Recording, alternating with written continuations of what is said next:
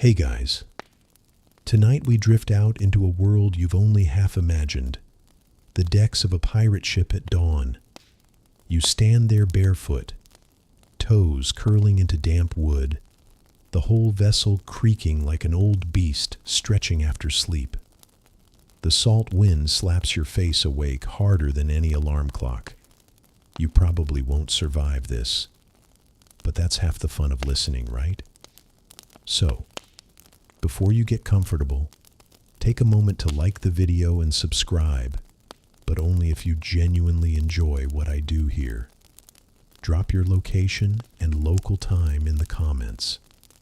I love seeing where and when you're tuning in from. Now, dim the lights, maybe tum on a fan for that soft background hum, and let's ease into tonight's journey together.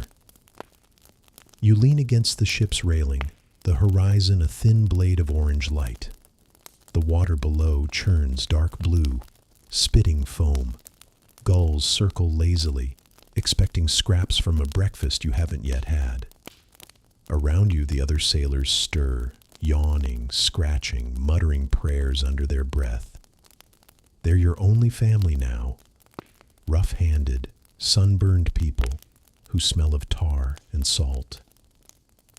You don't know if you trust them, and they don't know if they trust you, but you're bound by the same planks, the same sails, and the same hunger for gold. A boatswain's whistle slices the morning haze. You jump. Everyone does. That high metallic note is your real rooster call. Men scurry to haul ropes and unfurl sails. You follow instinctively, your hands already raw from yesterday's work. The deck tilts underfoot as the ship catches a fresh gust. You sway with it like a dancer who never volunteered for the performance. Somewhere above, the crow's nest calls out, "No land in sight." That phrase can mean freedom, but it also means another endless day of brine, sweat, and stale air. Scholars still argue whether pirate crews truly had more freedom than regular naval sailors. But standing here, lungs full of salt, you're not sure the difference matters. You glance at the sails, patched linen triangles that snap like whips in the breeze. The morning sun ignites the edges, making each seam glow. Tarred ropes snake across the deck, coiling like lazy serpents. At the bow sits a carved figurehead, a half-woman, half-fish, her wooden eyes rubbed shiny from countless hands. Some sailors touch her for luck as they pass. Others spit at her feet, convinced she's cursed. This odd ritual sets the tone of your days, half practical seamanship, half superstition. Below the deck, the smell of breakfast drifts up. Hardtack biscuits and salted pork. Your stomach grumbles even though you know what's coming. Meals are part of the rhythm, a reminder that survival beats luxury. You lick cracked lips, tasting salt. Someone laughs behind you, a low, cracked cackle. And for a moment you feel a flicker of camaraderie. You're all in this floating gamble together. The captain emerges from his cabin, coat flapping like a black flag. He doesn't speak.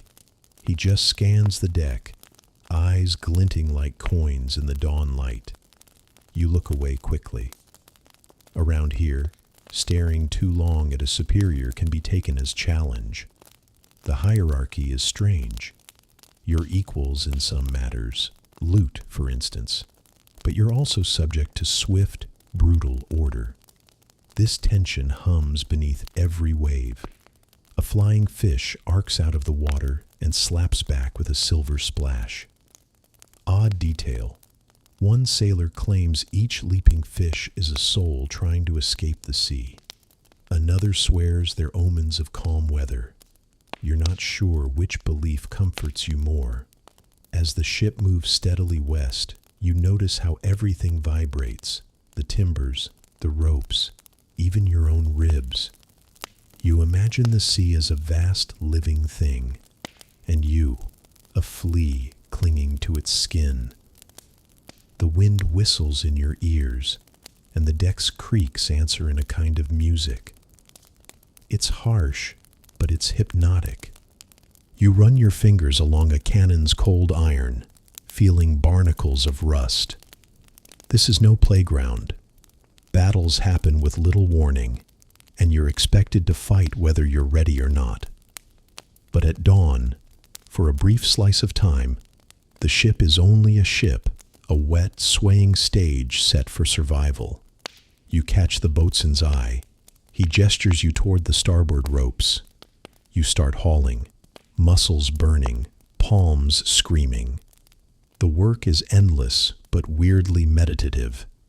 Each pull matches the crash of waves. Each breath syncs with the roll of the sea.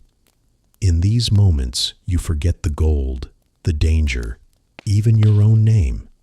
You're just another heartbeat in the ship's wooden chest. And yet, even in this grind, a thrill pulses. Somewhere beyond the horizon lie prizes, merchant ships fat with coin, or hidden coves where treasure might sleep under sand. Every sailor here has his own picture of that future. A tavern, a farm, a lost love's house. You have yours too, though you keep it secret. Dreams are currency aboard this ship, and people steal them as quickly as they steal rum. Another whistle. The sails fill. The deck tilts harder. Spray hits your face, cold as melted knives. You blink it away, grin despite yourself. You're awake now, more awake than you've ever been on land. The day of hardship has begun, and with it, the chance for a kind of rough glory only pirates can taste. The day stretches on, and you're still there, hands gripping coarse rope, the salt grinding into your skin like sandpaper. The sun climbs high now, a blazing coin dropped into a pale blue sky. The deck shimmers with heat, and your shirt clings damp to your back. Every plank radiates warmth under your bare feet. You feel like you're walking on a living forge. A rough shout calls you below deck. It's time to help bring up barrels of fresh water, or what passes for fresh after weeks at sea. You duck into the dimness, stooping low. The smell down here hits you like a wall. Wood, tar, sweat, stale air, and something sweetly rotten you'd rather not identify. In the faint lantern glow, you see rows of barrels, hammocks swaying gently, a tangle of ropes like sleeping snakes. Rats dart across beams overhead, tiny claws scratching wood. You tell yourself you'll get used to them. You heave a barrel with another sailor. Your arms burn as you climb back up into the daylight, the glare stabbing your eyes. Someone swears about the taste of the water. Another says it's better than dying of thirst. Scholars still argue whether pirate crews truly rationed fairly, or if favoritism decided who drank the cleanest drops. But you know one thing. Every swallow tastes of survival. You take your turn at the pump, filling battered tin cups.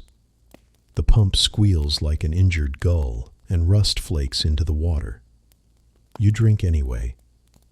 The liquid is lukewarm, metallic, but it slides down your throat like hope.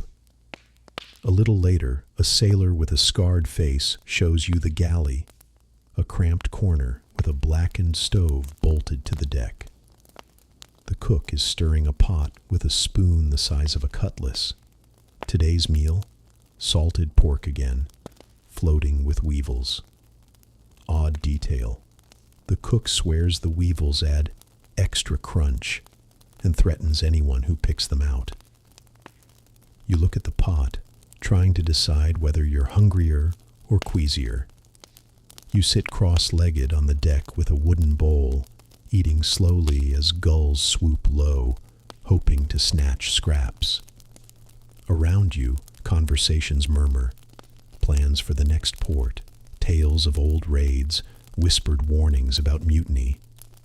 Some men gamble with carved dice, the click of bone on wood like a secret heartbeat. Others patch sails or mend clothes, needles flashing in the sun. You notice one sailor embroidering a tiny flower on his sleeve, delicate as a secret. In a place built on violence, such small tenderness feels almost rebellious. The afternoon wind drops, and the sea turns glassy. The sails droop, slack and listless. Without wind, the ship becomes a floating oven. Sweat beads on every brow. Tempers rise with the temperature. You see two men snarling at each other over a spilled drink. One slaps the other, and for a heartbeat, you think there'll be a fight. Then the boatswain barks a warning, and the tension slides back into the humid air like a coiled rope. You find a sliver of shade near the mainmast, leaning back and closing your eyes. Even here, sleep is a risky luxury. A sudden order can snap you awake, but you drift for a moment, lulled by the creak and sway. In that half-dream, you remember land. Trees that don't move, water that doesn't bite, air that doesn't taste of salt. The memory feels both soft and sharp. A bell rings, 3 slow strokes. It's the signal for daily cleaning. You grab a swab and bucket, sloshing seawater across the deck. The sun glares off puddles as you scrub. Your hands ache, but the motion becomes hypnotic, almost prayerful. The deck begins to gleam, a bright skin over dark wood. You wonder who first decided that cleaning was vital out here. Maybe it's just survival, dirt breeds sickness, or maybe it's ritual, a way to push back chaos. As you work, a voice starts humming. It's an old sea shanty, low and rhythmic. One by one, others join in until the deck echoes with rough harmonies. The lyrics speak of storms, lost loves, and barrels of rum you'll never drink. Even you hum a bit, the melody weaving through your fatigue. In this moment, the ship feels almost like a village, bound by salt and song. Then, a new noise, a distant boom of thunder. You squint at the horizon. Dark clouds are stacking there like black mountains, the sea beneath them heaving with restless energy. A storm might be coming. Someone mutters a prayer to Saint Elmo. Another kisses a small charm hidden under his shirt. You touch the figurehead's tail for luck. The wood slick under your fingers. The captain appears again, issuing quiet orders. Sails are trimmed, ropes secured, barrels lashed down. The ship's pulse quickens. You feel it in your bones. The shift from routine to readiness. This is life out here. A long grind interrupted by sudden danger. The horizon darkens a little more. You catch sight of a dolphin leaping near the bow, its slick body glinting silver gray. Odd detail. A sailor claims dolphins escort ships to guide lost souls. Another insists they're spies for enemy navies. You smile at both theories. Out here, anything could be true. The bell rings again, this time faster. Everyone moves like clockwork, practiced but tense. You tighten knots, double-check barrels, glance at the sky. Somewhere in your chest, fear stirs like a small bird. But over it, another feeling rises. Anticipation. You're part of this living machine, a cog in its defiance of the sea. As the first gust of storm wind hits your face, you realize you're grinning again. It's madness, but it's yours now. The hardship, the hunger, the danger, the promise of gold. The day may end in calm or chaos, but either way, you're already too deep in to turn back. The first drops spatter against your face like cold needles. They're sharp and unexpected after the oven heat of the afternoon. In seconds, the sky goes from pale blue to bruised purple. Wind claws at the sails, making them snap like whips. You brace yourself against the mainmast, rope biting into your palms as you steady your footing. Orders fly across the deck like gulls in a storm. Reef the topsail. Secure the cannon. The captain's voice cuts through thunder. You move before you even think. Your body already knows the drill, a dance of survival you've learned by watching and mimicking. The smell of ozone fills your nose. You scramble up the rat lines with other sailors, fingers slippery. The ship heaves under you, rising and falling on sudden swells. Below, the sea's surface is no longer glass.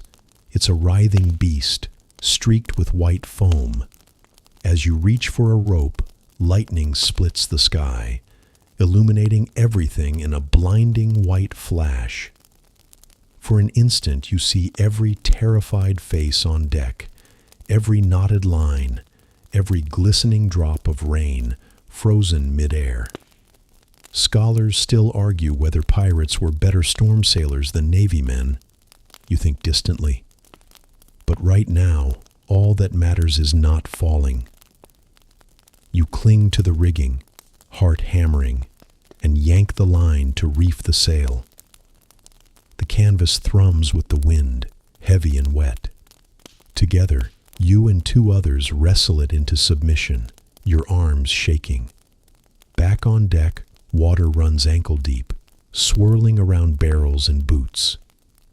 Someone's hat flies off into the sea, vanishing instantly. Another sailor crosses himself and mutters about cursed gold. Odd detail. The ship's parrot, a bedraggled green thing named Captain Greenbeard, screeches insults at the storm, as if swearing will scare it away. You lunge to help secure a loose cannon, the heavy iron threatening to roll with each pitch. Two of you push together, muscles screaming, until it's wedged back and lashed tight. Your breath comes in gasps, tasting of salt and copper. Somewhere a rope snaps with a sound like a pistol shot, and a spar crashes to the deck. Splinters fly, stinging your cheek. Then, just as suddenly, the rain eases. The worst gusts pass. The ship steadies a little, though the deck is still slick and heaving. A ragged cheer goes up from the crew, half relief, half defiance. You slump against a barrel, chest heaving. Your shirt is soaked, plastered to your skin. Every muscle trembles from effort and adrenaline. The captain strides past, eyes scanning everything. He nods once at you, a tiny acknowledgement. You feel an odd spark of pride. Out here, small gestures mean more than gold. As the sky lightens again, a double rainbow arcs faintly over the retreating storm. A sailor points, laughing, calling it a highway for ghosts. You watch it fade, thinking of all the sailors who never made it back to land. When the deck is secured, you're sent below to dry off. In the dim, swaying space underdeck, hammocks creak. Some men are already snoring despite the damp. Others rub bruises, pick splinters from palms, or whisper prayers of thanks. You find a corner, wring out your shirt, and run your fingers over a small cut on your cheek. The sting anchors you in the moment. You're handed a mug of something warm, a thin stew of broth and scraps. It tastes like salt, onion, and survival. You drink slowly, listening to the timbers groan and the water slap against the hull. Even here, the ship feels alive, breathing. A lanky sailor sits near you, sharpening a dagger with slow strokes. He tells you about the next port, rumored to be full of gold and danger. His grin is missing 2 teeth. Might be our fortune, might be our grave, he says. You smile back, not sure which you'd prefer anymore. Later, when you climb back on deck, the air smells washed clean. The sun is setting now, bleeding orange and red across the horizon. The sea looks like molten copper, streaked with dark shadows. Gulls return, wheeling overhead. You lean on the rail, exhausted but alert, the wind cool on your face. Scholars still argue whether pirate crews were truly democratic, with every man voting on the next move, or whether the captains ruled with iron fists disguised as freedom. All you know is, when the storm hit, nobody voted. You just acted. Survival is its own government. Odd detail. Near the bow, someone has tied tiny bells to the ropes. They tinkle faintly in the breeze, like far-off laughter. You don't know why, but the sound makes you calmer, as if the ship itself is humming. As darkness deepens, lanterns are lit along the deck. Their glow pools on the wet wood, making gold coins of light. Men gather around them to mend clothes, whisper plans, or simply stare at the sea. You find yourself yawning, the day's exhaustion settling heavy in your bones. You glance up at the sails, patched, soaked, but still standing. They look like wings against the fading sky. The storm didn't break you, not today. But you know storms are only part of this life.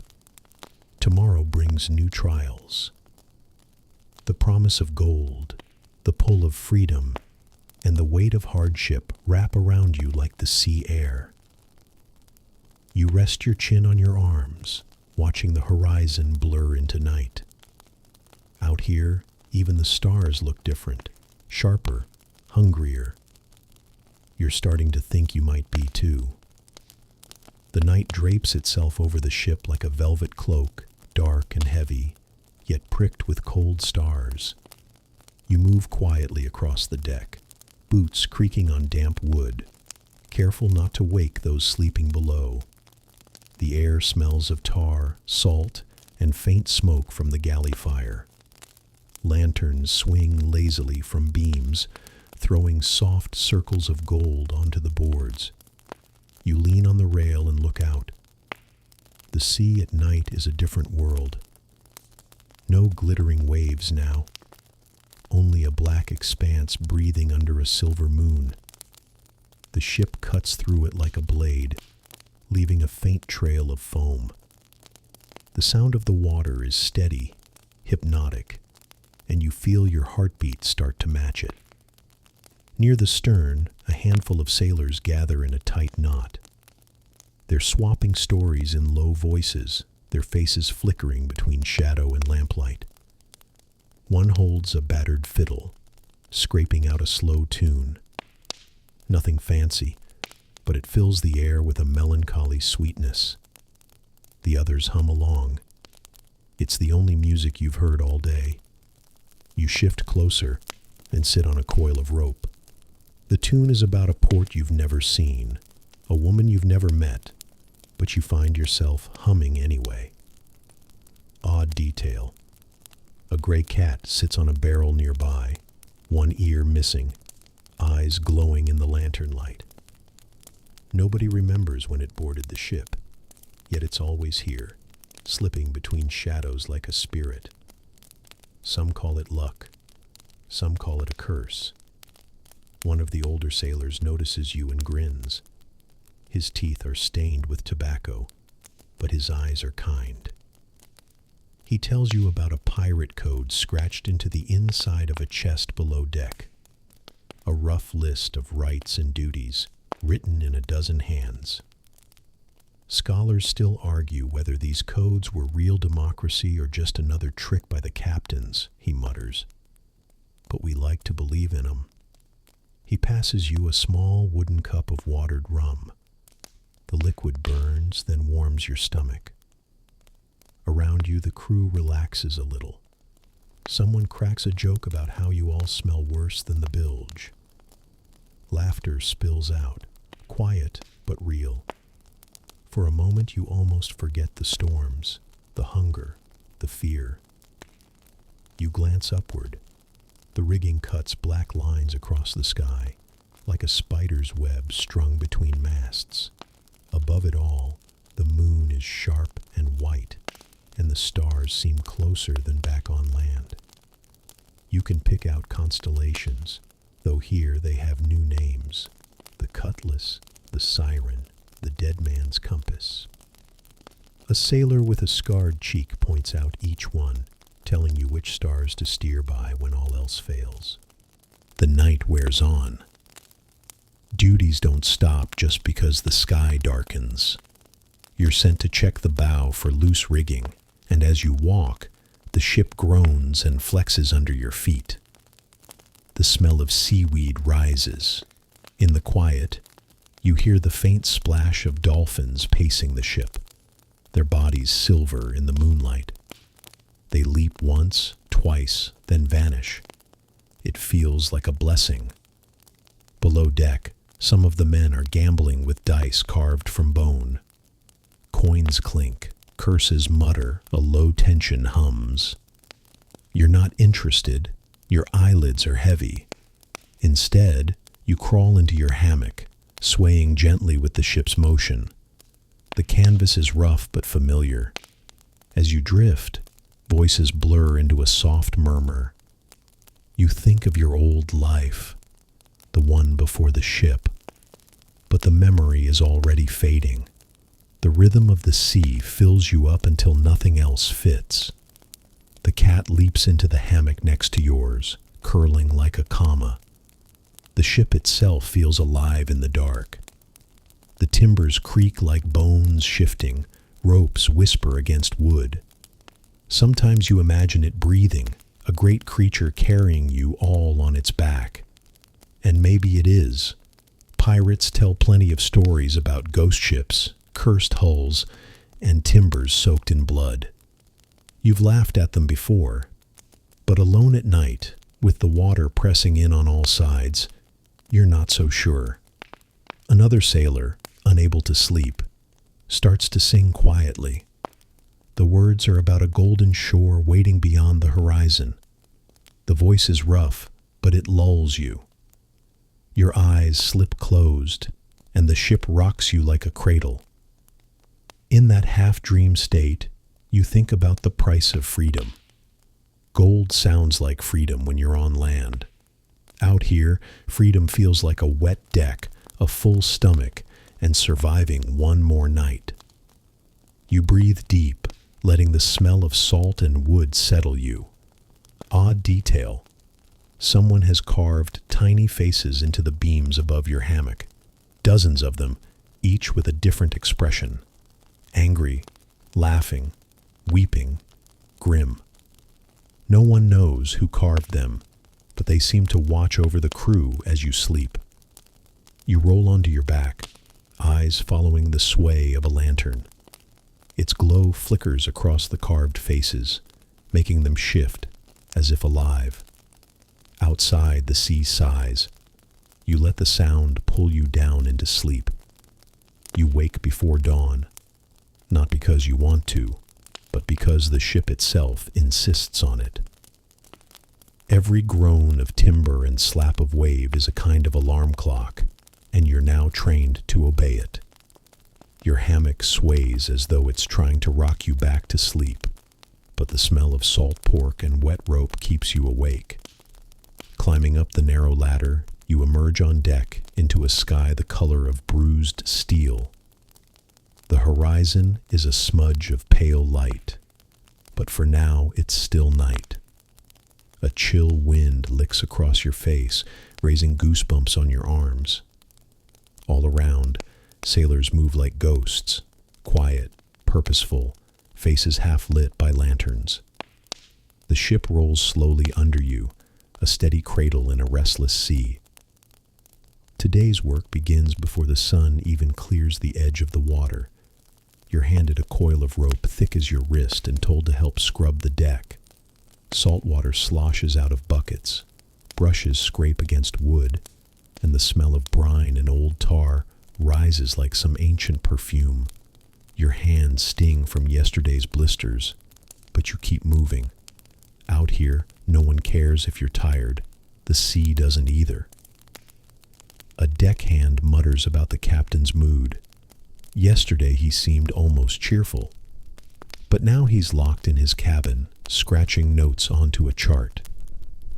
Scholars still argue whether pirate captains were more democratic than naval officers, or just despots with better branding.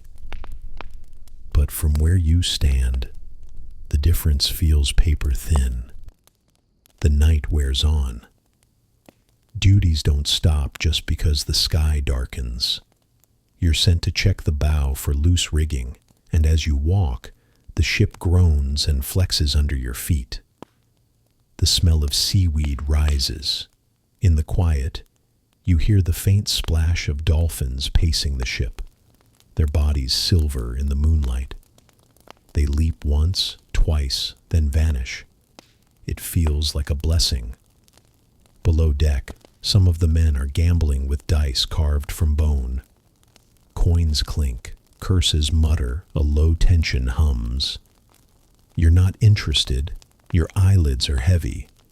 Instead, you crawl into your hammock, swaying gently with the ship's motion. The canvas is rough but familiar. As you drift, voices blur into a soft murmur. You think of your old life, the one before the ship, but the memory is already fading. The rhythm of the sea fills you up until nothing else fits. The cat leaps into the hammock next to yours, curling like a comma. The ship itself feels alive in the dark. The timbers creak like bones shifting, ropes whisper against wood. Sometimes you imagine it breathing, a great creature carrying you all on its back. And maybe it is. Pirates tell plenty of stories about ghost ships, cursed hulls, and timbers soaked in blood. You've laughed at them before, but alone at night, with the water pressing in on all sides, you're not so sure. Another sailor, unable to sleep, starts to sing quietly. The words are about a golden shore waiting beyond the horizon. The voice is rough, but it lulls you. Your eyes slip closed, and the ship rocks you like a cradle. In that half-dream state, you think about the price of freedom. Gold sounds like freedom when you're on land. Out here, freedom feels like a wet deck, a full stomach, and surviving one more night. You breathe deep, letting the smell of salt and wood settle you. Odd detail. Someone has carved tiny faces into the beams above your hammock. Dozens of them, each with a different expression. Angry, laughing, weeping, grim. No one knows who carved them, but they seem to watch over the crew as you sleep. You roll onto your back, eyes following the sway of a lantern. Its glow flickers across the carved faces, making them shift, as if alive. Outside, the sea sighs. You let the sound pull you down into sleep. You wake before dawn, not because you want to, but because the ship itself insists on it. Every groan of timber and slap of wave is a kind of alarm clock, and you're now trained to obey it. Your hammock sways as though it's trying to rock you back to sleep, but the smell of salt pork and wet rope keeps you awake. Climbing up the narrow ladder, you emerge on deck into a sky the color of bruised steel. The horizon is a smudge of pale light, but for now it's still night. A chill wind licks across your face, raising goosebumps on your arms. All around, sailors move like ghosts, quiet, purposeful, faces half lit by lanterns. The ship rolls slowly under you, a steady cradle in a restless sea. Today's work begins before the sun even clears the edge of the water. You're handed a coil of rope thick as your wrist and told to help scrub the deck. Salt water sloshes out of buckets, brushes scrape against wood, and the smell of brine and old tar rises like some ancient perfume. Your hands sting from yesterday's blisters, but you keep moving. Out here, No one cares if you're tired. The sea doesn't either. A deckhand mutters about the captain's mood. Yesterday he seemed almost cheerful, but now he's locked in his cabin, scratching notes onto a chart. Scholars still argue whether pirate captains were more democratic than naval officers, or just despots with better branding. But from where you stand, the difference feels paper thin. Near the bow, the ship's carpenter hammers at a cracked plank. His tools are spread out on a tarpaulin: iron nails, a wooden mallet, a little jar of pitch. Odd detail, he keeps a tiny carved saint tucked into his belt pouch, and each time the ship lists hard, he taps it with his finger, like a ritual. You file the image away, one more superstition in a world full of them. A gust catches the sails, and the ship lurches. Buckets tip, water spills, brushes roll. You grab a rope to steady yourself. Your palms are raw, but the pain has become a background hum. It's strange. You've only been here a little while, but your body already belongs more to the ship than to land. Breakfast comes late, eaten on the fly. A square of hardtack so dry it could double as a weapon, and a sliver of salted fish. You gnaw it anyway. Above you, gulls scream, circling like winged beggars. One swoops too close and snatches a biscuit from a sailor's hand. Everyone laughs except the sailor. As the sky brightens, work shifts. The gunner orders you and 2 others to help clean the cannons. Each iron barrel is wiped down with oiled cloth, the wheels greased, the powder checked. The smell of sulfur clings to your fingers even after you wipe them on your trousers. You can feel the ship's heartbeat in the metal, silent now, but ready to roar when needed. While you work, you catch snatches of conversation about a merchant ship spotted days ago, fat with silver. Plans whispered between scrubs and swabs, half dream, half threat. You listen but say nothing. Everyone knows that gold is the reason you're all out here, but no one says it too loudly. By mid-morning, sweat soaks your shirt. The sun climbs, pale but fierce, reflecting off the sea in a million shards. Your eyes ache from the glare. You pause at the rail and dip your hands into the water as the ship plows forward, feeling the cold rush like a jolt of life. Another odd sight. A piece of driftwood floats past with a single green parrot perched on it, staring at the ship. It squawks once, then flies off toward the horizon. A sailor crosses himself. You grin, but a shiver runs down your spine anyway. Out here, every small thing feels like a sign. The boatswain's whistle cuts through the chatter. New orders, sails to trim, ropes to tighten, cargo to shift. You obey automatically now, muscles remembering before your mind does. You climb partway up the rigging, the wind tearing at your hair, and from up here you see the endless sea spread out, blue and silver and terrifyingly empty. From this height, the men below look like toy figures moving on a floating plank. You can see the captain emerge, coat flaring, to bark something at the helmsman. His voice is lost in the wind, but his body language is sharp as a knife. You think again about that fine line between order and chaos, between freedom and discipline. When you climb back down, your arms are trembling. You land on the deck with a thump, knees bent. Nobody notices.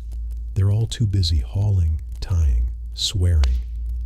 The ship itself feels like a living workshop. Sawdust, sweat, salt, iron, wood, and human will lashed together. A bell rings. Not for meals this time, but for inspection. Everyone lines up while the quartermaster walks past, ticking boxes on a little board. He checks weapons, water barrels, even the cat. You stand still, trying not to cough. He nods once and moves on. As the sun reaches its peak, you steal a glance at the horizon. Still no land, no sails but your own. Just sky and water, water and sky. Your stomach churns with a mix of hunger and anticipation. Somewhere beyond that line of blue, a prize waits, or a storm, or both. You wipe sweat from your brow and get back to work. The day isn't even half done. Hardship on a pirate ship doesn't pause. It only changes shape. But under it all, a flicker of excitement still burns. You're part of something wild and dangerous and bigger than yourself, and you're still standing. The afternoon heat lays on you like a wet blanket. Sunlight glares off the sea until your eyes ache, and the deck feels soft under your bare feet from hours of sun. Sweat drips down your back, but the work doesn't stop. You haul, tie, coil, uncoil. Every rope feels heavier, every plank hotter. Some sailors wrap damp cloths around their heads. Others simply squint and keep going. The air smells of hot tar and stale bread. A couple of men have stripped to their waists, brown skin glistening with salt and effort, tattoos of anchors and skulls flashing when they move. You wonder how many ports those marks have seen. Today you're assigned to help the cook below deck. You duck down into the galley, where the air is thick and steamy. A huge iron pot bubbles over a tiny fire, filling the space with the smell of fish, stew, and onions. The cook, a wiry man with a missing thumb, barks orders at you in a voice like gravel. You chop dried herbs with a dull knife and toss them into the pot, stirring with a wooden spoon that feels like it's been in use for a century. He tells you about the good old days when the ship took 3 prizes in a single week. Scholars still argue whether pirate ships really lived so richly between raids, or whether that's just myth. Listening to him, you're not sure either, but you like the way his eyes gleam when he talks, like the memory keeps him alive. Odd detail, a small bird perches on a beam overhead pecking at crumbs. It shouldn't be here. You're far from land. Yet there it is, feathers puffed against the heat. The cook tosses it a bit of bread and mutters, "Harbinger of change." You don't ask what he means. After lunch, the men are restless. Some gamble, some sharpen blades, some patch their clothes. You sit at the edge of the deck, watching sunlight turn the sea into liquid glass. Your muscles hum from the morning's work. The gold you dream of feels far away, but the hunger for it is still there, like an itch you can't scratch. A sudden shout from the crow's nest. "Sail ho!" Instantly the ship is alive. Men rush to the rails, squinting into the horizon. You see it too, a tiny white triangle against the blue, maybe a merchant, maybe a mirage. Voices rise. Speculation buzzes like flies. The captain strides out of his cabin, coat flaring in the hot wind. His face is unreadable. He lifts a spyglass, stares, lowers it slowly. Orders ripple out. Adjust course, trim sails, keep watch. Not an attack yet, just a shift in the air, a possibility. You feel your pulse quicken. You're sent to help shift a cannon. It takes 6 of you, straining, grunting, pushing the heavy iron beast into position. Sweat pours down your face. Your hands slip on the wood. Around you, others haul powder kegs, check fuses, sharpen cutlasses. The ship smells suddenly of iron and anticipation. Odd detail. Someone starts humming a lullaby while loading powder. It sounds absurd here, but it calms the crew like a charm. You catch yourself humming too. The sun inches lower, the sail on the horizon holding steady. You can almost taste the tension, like copper on your tongue. You don't know yet if it's prey or predator. On a pirate ship, the line between the two is thin. As the light softens, the captain calls a halt. Too far to act today. Tomorrow, maybe. The crew exhales as one, tension sliding off like sweat. The cannons are left ready but covered, the cutlasses sheathed but close. You're left standing on deck, heart still hammering, staring at that tiny dot fading into dusk. You realize you've been gripping the railing so hard your knuckles are white. You force your fingers to relax. The gold may come tomorrow or next week or never, but the work, the heat, the hunger, they're always here. The evening breeze cools your skin. Someone brings out a jug of watered rum. Cups clink. Low voices murmur. Above, the first stars appear, pale pinpricks in a deepening sky. You take a long breath of sea air, filling your lungs. Out here, each day is the same grind, and yet completely unpredictable. You never know if you'll see dawn, or a storm, or a battle. But you're part of the crew now, and the ship is your world. The cook's bird flits past again, a streak of brown against the darkening sky. It lands on the figurehead for a heartbeat, then vanishes into the dusk. Another omen, maybe, or just a bird. Out here, who can tell?